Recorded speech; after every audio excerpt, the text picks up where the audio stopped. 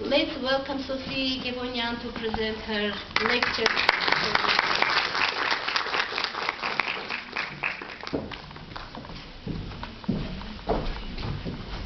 Good evening. Thank you for coming.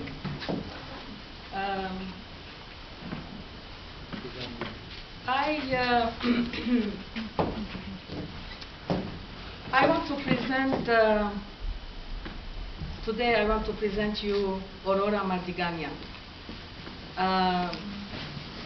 and to let her know, I published a book, and I opted for the graphic novel style, so it will be easier for the young generation to read, because I realize that nowadays people don't have much time or don't have the patience because of this computerized world to sit down and read like 300-400 pages of book, especially genocide books, which in my opinion is very important for each person who went through all these horrible experiences.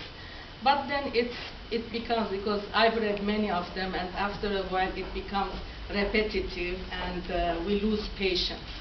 So the graphic novel style, I thought that would be more appropriate for these days. Especially that now very important issues are presented in a graphic novel style, like human rights and the Jewish Holocaust. For instance, they have a book called Mouse, which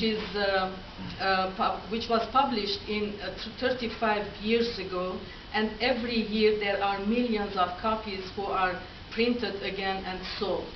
So that is the reason I opted for the graphic novel design genre, actually, which is not common, or I mean, there is an unprecedented event in the Armenian literature, but I hope that it will be more common later on.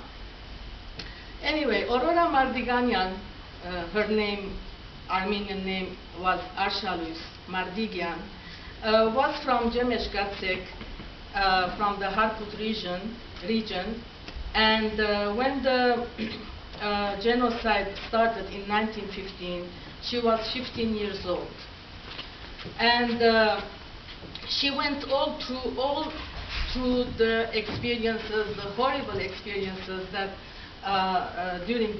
that people went during the genocide. They were a family of 7 people. All her family, in different circumstances, were killed in front of her eyes. And she spent 2 years in the mountains and deserts of Armenia, eating tree barks and whatever she could find. She was sold in the slave market 3 times. She was captured and sold to harems.